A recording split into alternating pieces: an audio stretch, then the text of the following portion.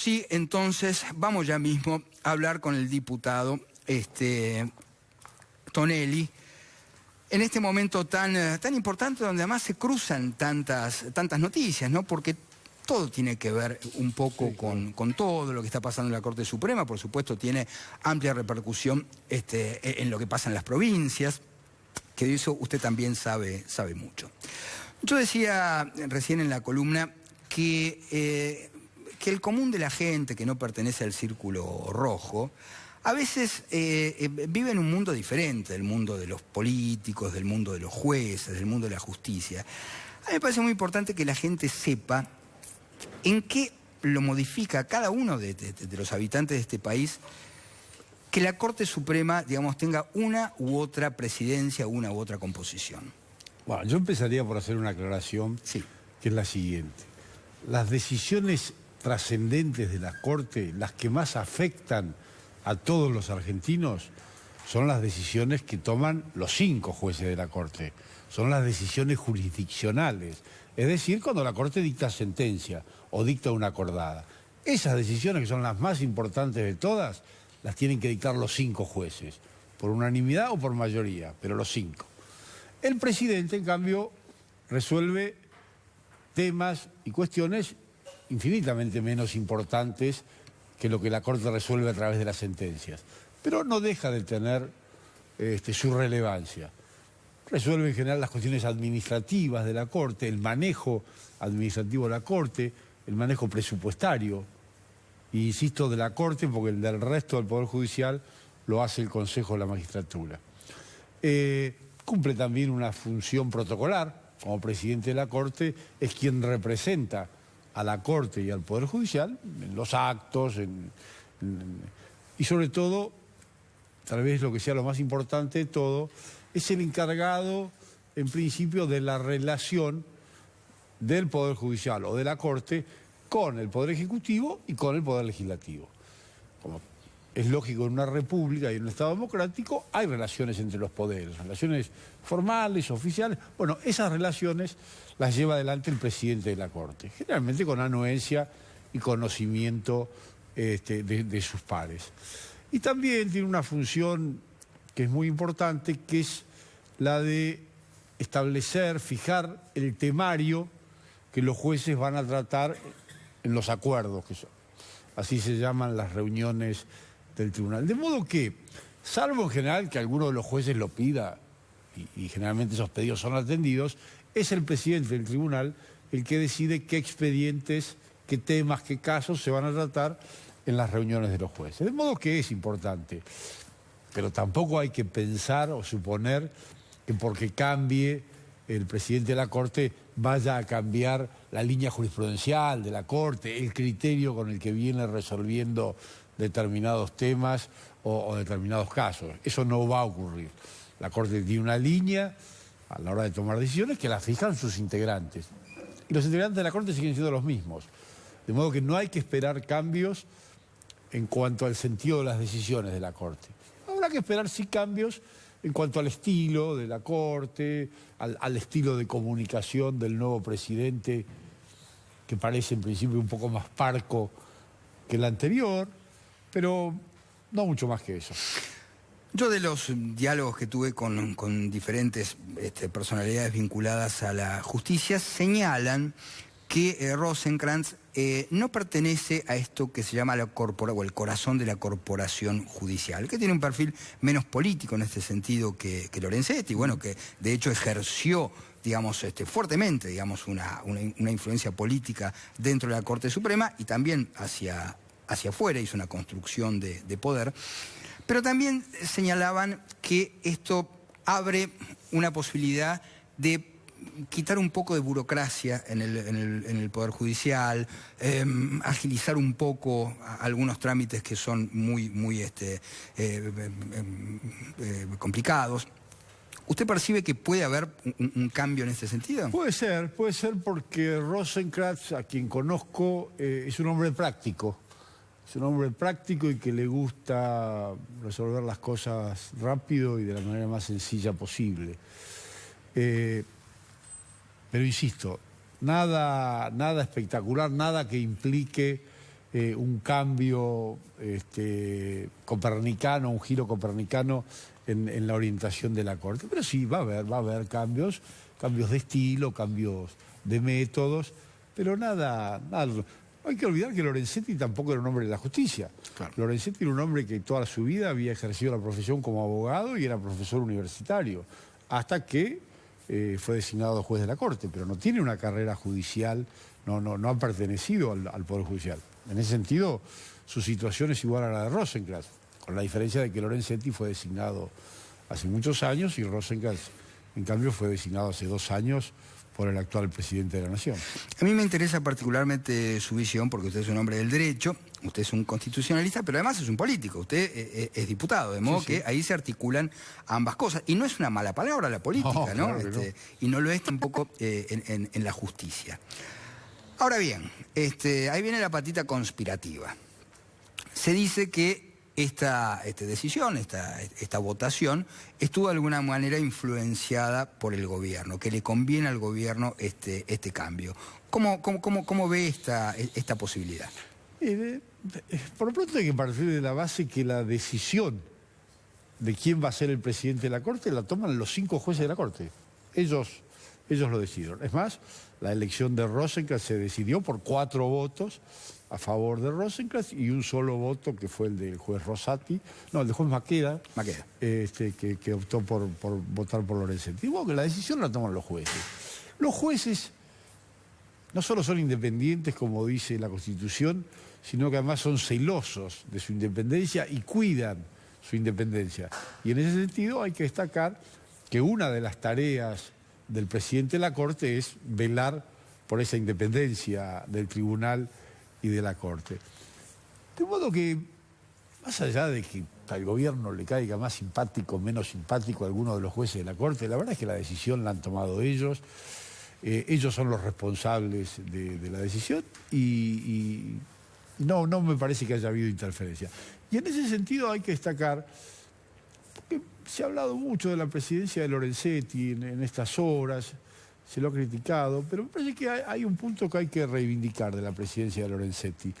Y es que cuando la expresidenta Cristina Fernández de Kirchner decidió una especie de ataque a la justicia y de copamiento de la justicia con aquel famoso plan de democratización de la justicia, dicho entre comillas, que incluía una sarta de leyes todas inconstitucionales, por suerte así fueron declaradas después por la justicia, el juez Lorenzetti defendió la independencia de la justicia, resistió el embate del gobierno, preservó la independencia de la justicia, y eso es algo valioso y que no siempre los presidentes de la Corte lo han hecho. De modo que hay que tenerlo presente esto, sin perjuicio de que tengo la más absoluta certeza de que la presidencia de Carlos Rosenkrantz será una gran presidencia, porque lo sé, un hombre de bien, un hombre talentoso y un hombre extremadamente dedicado a su tarea. Martín Tetaz tiene su pregunta. También es cierto, doctor, que hubo muchas presiones de parte de diputados, en particular Elisa Carrió. Sí. Fue muy dura con Lorenzetti y algunos hacían una lectura, inclusive desde el propio Poder Judicial, en el sentido de que no era una actitud independiente de Carrió por las suyas, sino más bien algún gesto de presión por parte del gobierno. ¿Esto no puede ser leído como que es un triunfo de Carrió o por lo menos de la presión que quería hacer el Ejecutivo sobre la Corte? La diputada Carrió efectivamente ha festejado la salida de Lorenzetti de la presidencia y el arribo de Rosenkrantz como un triunfo personal. Lo vimos en ese video que pasaron hace unos instantes. Pero también es cierto que desde el gobierno siempre se dijo que los embates y las acusaciones de la diputada Carrió contra el presidente de la Corte, Lorenzetti, eran privativos de ella y que el gobierno no participaba. De hecho, nunca hemos avanzado jamás en la Cámara de Diputados en el análisis de alguna de las denuncias que la diputada Carrió había hecho respecto a Lorenzetti. El gobierno nunca compartió esa opinión que la diputada Carrió tenía del juez Lorenzetti. ¿Cómo recibe la política, ya no digamos el oficialismo, sino qué repercusiones ha tenido de esto de otros sectores de la política? El cambio de la cambio de la presidencia. Bueno, en general, yo dije hoy a la tarde y repito ahora que más allá de la consideración que cada uno pueda tener respecto del juez Lorenzetti y de su gestión, la verdad es que estos cambios son saludables en las instituciones. El juez Lorenzetti ha sido presidente de la Corte durante 12 años casi. No son muchos los antecedentes de presidentes de la Corte que hayan durado tanto. Creo que hay que remontarse a Bermejo, allá en la década del 30 del siglo pasado. Y a mí me parece que, no el cargo de juez de la Corte, que ese es vitalicio, pero el cargo de presidente a mí me parece saludable, que tenga una cierta rotación. Creo que eso a las instituciones las oxigena, las airea, y siempre es bueno. Y además cuando el reemplazante es un hombre de sobrados méritos como es Rosenblatt, a mí me parece que eso es bueno. Va a haber algunos cambios en el funcionamiento de la Corte, menores, posiblemente pasen inadvertidos para quienes no están metidos en el metido de la Corte.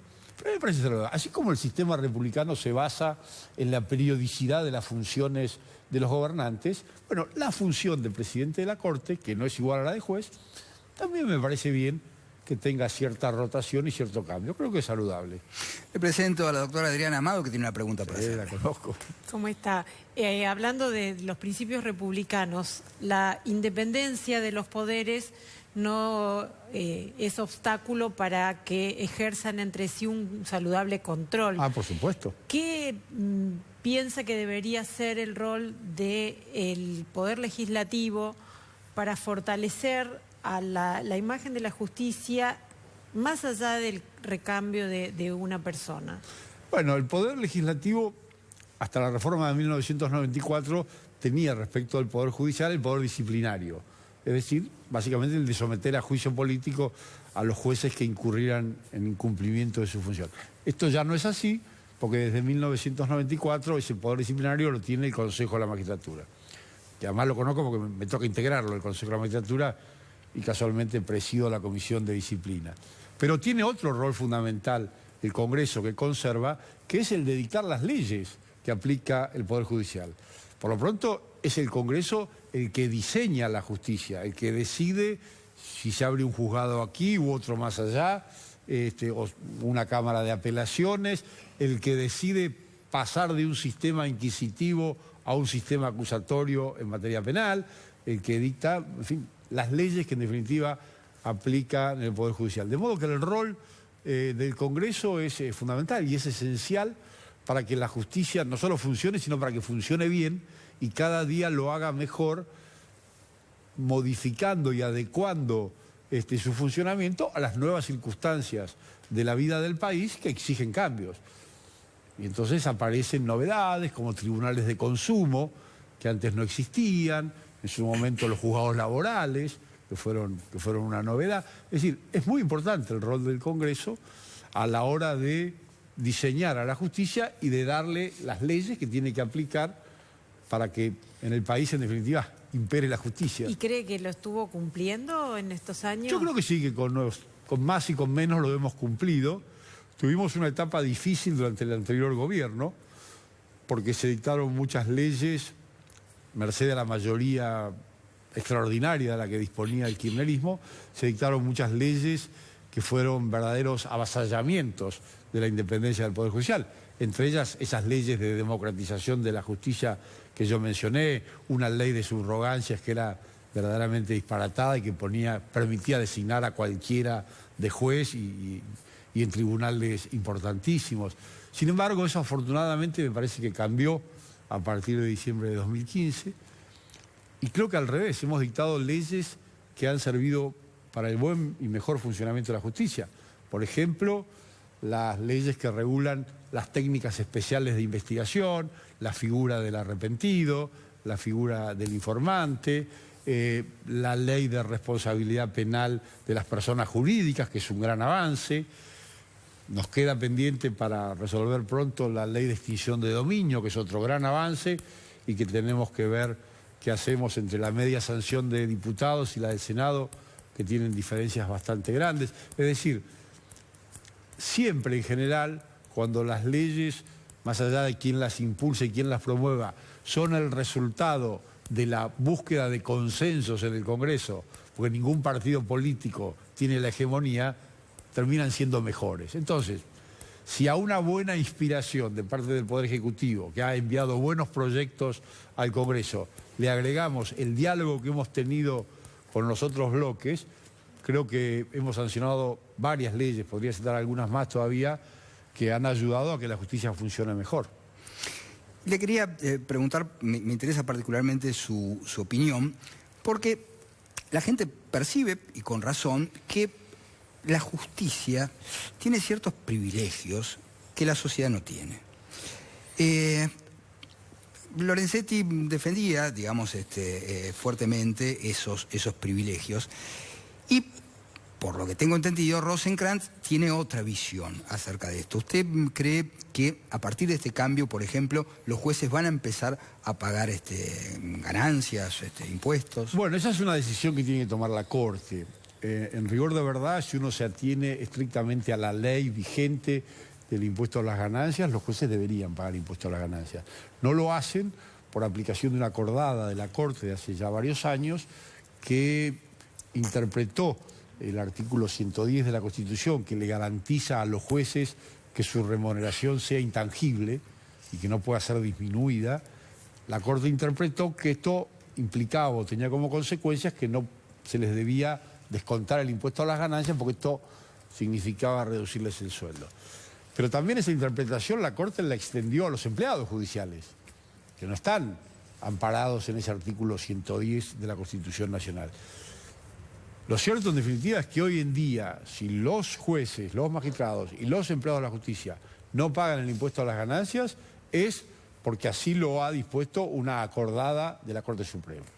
En estos últimos días, en los que tanto se ha hablado y se ha discutido de la necesidad de reducir el déficit del Estado, esto a lo que se refería Tetaz hace un instante, alguien volvió a plantear el tema del impuesto a las ganancias que los jueces no pagan. Bueno, es un tema para analizarlo y discutirlo. Nosotros hicimos una modificación en el presupuesto del año pasado, de 2017, merced a la cual quienes ingresan al Poder Judicial a partir del 1 de enero de 2017 sí pagan impuesto a las ganancias. Pero eso es solo quienes ingresan. De modo que todos los que ya están en el Poder Judicial y ascienden, no cambian, siguen sin pagar el impuesto. Y es un tema que me parece que merece una discusión seria y responsable. La última, por mi parte, es la calidad de los jueces. Vimos cómo los jueces Fara y Ballesteros fueron removidos y se produjo un hecho, a mi juicio, muy alentador, pero que denota también una cuestión muy grave. En la provincia de Buenos Aires, un juez encabezaba una banda, estoy hablando del juez Melazo, sí, una banda delictiva junto con policías, con ladrones, con políticos corruptos. Yo le pregunto, porque esto es una preocupación de la sociedad, ¿cómo se puede hacer para de una vez por todas mejorar la calidad de los jueces? Bueno, yo diría dos cosas. En primer lugar, celebro y debemos celebrar que hayan funcionado los anticuerpos del sistema y el juez Melazo haya sido apartado del cargo de juez y hace ya mucho tiempo que no es juez, como ha ocurrido con otros magistrados. Ahora, el modo de evitar que eso suceda es designar buenos jueces, jueces probos. A diferencia de lo que ocurrió durante el último tiempo del gobierno kirchnerista, que merced a esa ley de subrogancias a las que me referí, nombró cantidad de jueces subrogantes sin otra condición que la de ser amigos del gobierno, y así se desempeñaron. Bueno, yo en cambio aprecio que ahora el actual Consejo de la Magistratura lleva adelante los concursos que concluyen con la remisión de ternas al Poder Ejecutivo con gran seriedad, con gran responsabilidad, con gran transparencia, y tengo para mí que el resultado de eso es que se está designando mejores jueces de lo que ocurría en el pasado. Y en todo caso, reitero, si en alguno nos hemos equivocado, si alguno no del todo bueno se nos escapó, se nos pasó, están los anticuerpos del sistema, que es la posibilidad de juzgar a un magistrado y removerlo, como pasó el año pasado con Freiler. Doctor Pablo Tanelli, siempre es un gusto conversar con usted, así que muchísimas gracias, por esta visita. Gracias. Bueno.